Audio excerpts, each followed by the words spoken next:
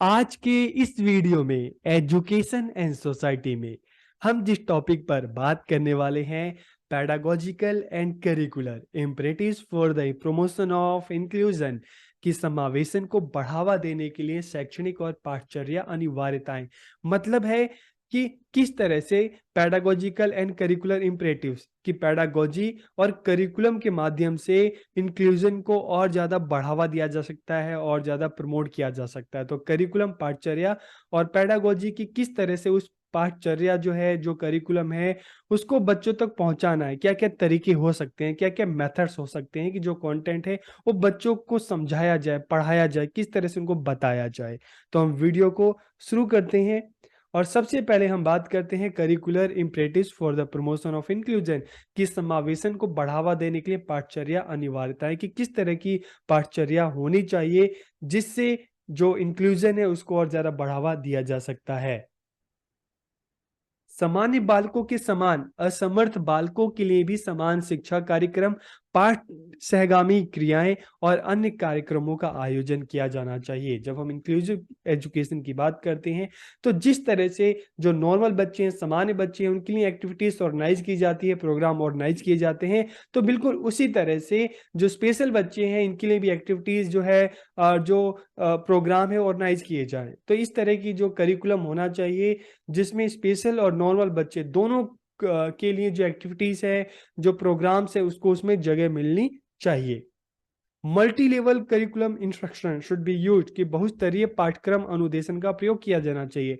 और multi level curriculum instruction क्या होता है, तो आपने ब्लूम टेक्सोनोमी देखी होगी। तो सबसे पहले आपने वहां पे 3 लेवल देखे होंगे, नॉलेज, अंडरस्टैंडिंग एंड एप्लीकेशन, ज्ञान, समझ और प्रयोग। तो इस तरह से क्लास में बच्चे हैं, चाहे कोई किसी कैटेगरी से हो, चाहे पढ़ने में बहुत फास्ट हो या स्लो हो, शरीर से ठीक हो या अक्षम हो, डिसेबल हो, लेकिन जो इस तरह की जो मल्टी लेवल करिकुलम इंस्ट्रक्शन इसका प्रयोग किया जाना चाहिए। और इस बात का फोकस करना चाहिए, इस बात पर फोकस करना चाहिए कि क्लास में सभी बच्चों को समझ में आए। तो एक लेवल पे है कि बच्चों की नॉलेज पता करना, उनकी नॉलेज को बढ़ाना। दूसरे लेवल पे क्या है कि उनकी जो समझ है विषय को लेकर, टॉपिक को लेकर, उसको बढ़ाना। और तीसरा है कि जो भी बच्चे ने सीखा है उसका यूज करें, उसको एप्लीकेशन में लाएं। तो इसके लिए अलग अलग टीचर जो है अलग अलग मेथड्स का प्रयोग कर सकता है, अलग अलग जो आईसीटी है, जो टेक्नोलॉजी है, उसका प्रयोग कर सकता है। तो मल्टी लेवल करिकुलम इंस्ट्रक्शन का मतलब है कि यहाँ पे जो अलग अलग लेवल है, चाहे हम नॉलेज की बात करें, अंडरस्टैंडिंग की बात करें, एप्लीकेशन की बात करें, हर सभी लेवल को, इन चीजों को ध्यान में रखकर बच्चों को पढ़ाया जाए, उनको सिखाया जाए, समझाया जाए। समावेशी कक्षा कक्ष में चाहे हम दृष्टिबाधित बालकों की बात करें, चाहे श्रवण बाधित बालकों की बात करें, विकलांग बालकों के लिए विभिन्न प्रकार के विकास की व्यवस्था होनी चाहिए कि जो बच्चे देख नहीं सकते, जो सुन नहीं सकते, जो बच्चे ठीक से चल नहीं सकते, तो सभी का ख्याल रखना चाहिए। इस तरह का करिकुलम होना चाहिए कि सभी बच्चों को ध्यान में रखकर करिकुलम जो है तैयार किया जाना चाहिए, ताकि सभी बच्चे सीख सकें, आगे बढ़ सकें, एक्टिविटीज में इन्वॉल्व हो सकें। तो इस तरह से हर बच्चे की नीड को ध्यान में रखकर जो करिकुलम है उसको बनाना चाहिए। Curriculum should be made easy for special children कि विशिष्ट बालकों के लिए पाठ्यक्रम को आसान बनाना चाहिए।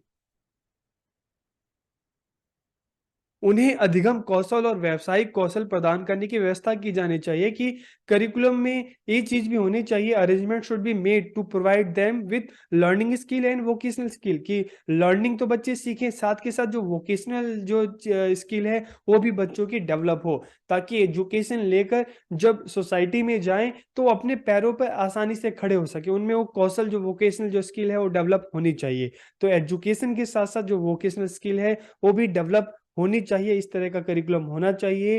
There should be a common curriculum for all the student in the inclusive classroom कि सभी क्लास में सभी बच्चों के लिए एक सामान्य पाठ्यक्रम होना चाहिए, एक कॉमन पाठ्यक्रम जो है करिकुलम होना चाहिए। बस बच्चों की नीड को और इंटरेस्ट को ध्यान में रखकर उसमें जो भी थोड़ा बहुत चेंजेस है तो उसको करना चाहिए।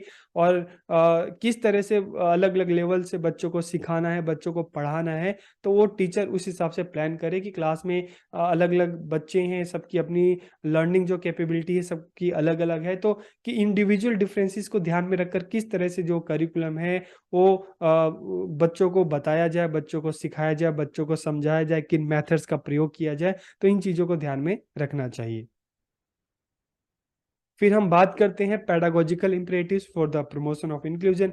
अब हमने बात की करिकुलम की, तो हमने बात कर ली, लेकिन अब ये जो करिकुलम है, जो कंटेंट है, उसको बच्चों तक कैसे पहुंचाया जाए, तो इस पे भी हम बात करते हैं। The topic should be explain by concrete example, कि जो भी बच्चों को चीजें बताई जाए, सिखाई जाए, अच्छे एग्जाम्पल्स होने चाहिए, क्योंकि एग्जाम्पल जितने अच्छे होंगे बच्चा उस चीज को उतने अच्छे से खुद से रिलेट कर सकता है।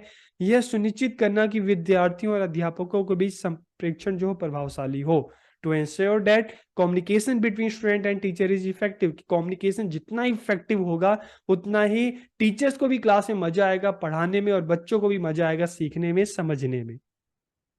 Better seating arrangement for children with special need, की जो बच्चे स्पेशल जो बच्चे हैं उनके लिए बैठने की बेहतर व्यवस्था होनी चाहिए। Giving extra time to children with special need, की जो स्पेशल नीड वाले बच्चे हैं इनको क्लास में अतिरिक्त समय देना चाहिए। सर्व शिक्षा अभियान में भी यह सुनिश्चित किया गया था कि सभी विद्यार्थियों को एक उपयुक्त वातावरण में शिक्षा प्रदान की जाएगी। कि जब 2001-2 में सर्व शिक्षा अभियान आया तो उसमें भी यही बात की गई थी कि चाहे स्पेशल बच्चे हो, नॉर्मल बच्चे हो, सभी बच्चों को एक अच्छा एनवायरनमेंट दिया जाएगा जहाँ पर सभी बच्चे साथ में सीख सके। For the zero rejection policy was adopted so that no student could get away from the education system। की जीरो रिजेक्शन पॉलिसी, की स्कूल में कोई भी बच्चा आएगा, चाहे डिसेबल हो चाहे नहीं हो, स्कूल किसी भी बच्चे को एडमिशन ना देने से मना नहीं कर सकता। मतलब क्या है कि स्कूल किसी बच्चे को ना नहीं बोल सकता, उसको सबको एडमिशन देना पड़ेगा। फिर हम मेथोडोलॉजी की बात करते हैं, कार्य प्रणाली की बात करते हैं कि किस तरह से जो बच्चों को पढ़ाया जाए, सिखाया जाए। तो पीयर ट्यूटरिंग का मतलब है मित्र शिक्षक। कि क्लास में कई बार क्या होता है कि टीचर की बताई गई चीजें क्लास में हर बच्चे को समझ में नहीं आती, कुछ बच्चे को समझ में आती है तो कुछ बच्चों को नहीं समझ में आती है। तो ऐसे में कई बार आपके फ्रेंड जब आपको समझाते हैं तो आपको अपने टीचर से ज्यादा अच्छे तरीके से आपके फ्रेंड जो बता रहे हैं वो ज्यादा अच्छे से समझ में आ जाता है। तो क्लास में ऐसा भी किया जा सकता है कि जिन बच्चों को समझ में आ गया हो वो बच्चे क्लास में और दूसरे बच्चों को भी समझाएं। इस तरह की अपॉर्चुनिटी बच्चों को दी जाए। तो पीयर ट्यूटरिंग मतलब दोस्त ही दोस्त को क्लास में जो पीयर हैं वो अपने साथी को सिखाएंगे, बताएंगे। कोऑपरेटिव लर्निंग सहयोगी शिक्षण, जहाँ पे क्लास में स्टूडेंट टीचर सब मिलकर सबकी इन्वॉल्वमेंट होती है, सब मिलकर चीज़ों को सीखते हैं। तो कोऑपरेटिव लर्निंग होनी चाहिए। प्रॉब्लम सॉल्विंग अप्रोच, की क्लास में टीचर के द्वारा बच्चों को प्रॉब्लम देनी चाहिए और बच्चों को पूरी अपॉर्चुनिटी और फ्रीडम देनी चाहिए ताकि बच्चा उस प्रॉब्लम को खुद के एफर्ट से, रिसर्च से, इंक्वायरी से उसको सॉल्व कर सके। एक्टिविटी बेस्ड लर्निंग की गतिविधि आधारित शिक्षा होनी चाहिए जहाँ पे बच्चों को खुद से लर्निंग बाय डूइंग, खुद से करके सीखने की अपॉर्चुनिटी हो। स्किल डेवलपमेंट प्रोग्राम, की बच्चों के लिए स्किल डेवलपमेंट प्रोग्राम होने चाहिए, चाहे उनकी लैंग्वेज स्किल हो गई, चाहे उनकी सोशल स्किल हो गई, चाहे वोकेशनल स्किल। तो इस तरह के जो प्रोग्राम होते रहने चाहिए। आइडेंटिफाइंग इंडिविजुअल डिफरेंसेस, की व्यक्तिगत अंतर की पहचान करना, कि क्लास में जो भी इंडिविजुअल डिफरेंसेस है उसकी पहचान करना, उसके हिसाब से बच्चों को इंस्ट्रक्शन देना, उनको पढ़ाना, उनको सिखाना। मोटिवेशन फॉर लर्निंग, सीखने के लिए प्रेरणा देना जो बहुत जरूरी है। और डेवलपमेंट ऑफ पॉजिटिव एटीट्यूड, की सकारात्मक दृष्टिकोण का विकास करना, कि क्लास में बच्चों में अगर टीचर का पॉजिटिव एटीट्यूड होगा और वो बच्चों के साथ मेहनत करेगा और बच्चों को भी इसी राह पे चलाएगा ताकि क्लास में एक पॉजिटिव एटीट्यूड डेवलप हो, बच्चे एक दूसरे की रिस्पेक्ट करें, बच्चे बच्चे की रिस्पेक्ट करें, बच्चे टीचर की रिस्पेक्ट करें, टीचर बच्चों की रिस्पेक्ट करें। तो इस तरह से एक पॉजिटिव जो एटीट्यूड है डेवलप किया जा सकता है क्लास में। फिर रोल ऑफ टीचर, शिक्षक की अगर हम भूमिका की बात करें, teacher should realize that each student is their responsibility, की टीचर की भूमिका क्या है, उसे ये मानना चाहिए कि सभी बच्चे उसकी जिम्मेदारी हैं। तो इसलिए उसको सभी बच्चों के साथ पूरी मेहनत से, पूरी ईमानदारी से काम करना चाहिए, उनको सिखाना चाहिए, बताना चाहिए। He should work together with everyone, उसको सभी के साथ मिलकर काम करना चाहिए। शिक्षकों में यह विचार करने की योग्यता होनी चाहिए कि कक्षा में विभिन्न प्रकार के जो विद्यार्थियों के लिए किस प्रकार की क्रियाओं का आयोजन करना चाहिए। तो उसको इंडिविजुअल डिफरेंसेस को पहचानना चाहिए, बच्चों की नीड को ध्यान में देना चाहिए, उस हिसाब से जो एक्टिविटीज है उसको ऑर्गेनाइज करना चाहिए।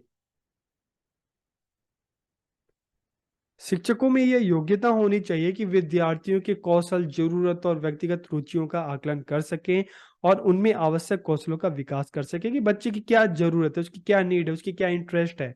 इस चीज को एसेस करें और उस हिसाब से बच्चों का जो स्किल डेवलपमेंट है, जो कौशल विकास है, वो करे, उस पर जोर दे। Teacher should have the ability to work as a member of a group, कि शिक्षकों को एक समूह के सदस्य की भांति कार्य करने की क्षमता होनी चाहिए। तो टीचर को राजा बन के नहीं रहना चाहिए क्लास में कि वो बोलेगा बच्चे सुनेंगे, नहीं, उसको एक ग्रुप की तरह, एक समूह के सदस्य की तरह क्लास में बच्चों के साथ इन्वॉल्व होना है, सभी बच्चों के साथ काम करना है, मिलकर चीजों को सिखाना है। तो यहाँ पे कोऑपरेटिव लर्निंग भी आ जाती है, डिस्कशन जो है, क्वेश्चन आंसर की, मिलकर बच्चों के साथ मिलकर एक ग्रुप के मेंबर की तरह काम करना है, उनको सिखाना है, उनको समझाना है, उनको बताना है। Teacher should have flexibility and tolerance, कि शिक्षकों में लचीलापन होना चाहिए, सहनशीलता होनी चाहिए कि जो एक डाइवर्स क्लासरूम देखते हैं, इंडिविजुअल डिफरेंसेस होते हैं, तो टॉलरेट करे टीचर, और लचीलापन की बच्चों की नीड के हिसाब से अपने मेथड्स में चेंज करना है, पढ़ाने के तरीके में बदलाव करना है, तो वो करना चाहिए इसको। Teacher must have impressive objectional skill, कि शिक्षकों के पास प्रभावशाली अवलोकन कौशल होना चाहिए ताकि बच्चों को देखे, उनको समझे, उनकी प्रॉब्लम्स को जाने, उनकी स्ट्रेंथ, उनकी वीकनेस। तो उसके पास एक अच्छी ऑब्जर्वेशन स्किल होनी चाहिए ताकि बच्चों को देखकर उनके बारे में और बेहतर तरीके से जान सके, उस हिसाब से जो एक्टिविटीज है ऑर्गेनाइज कर सके, बच्चों को सिखा सके।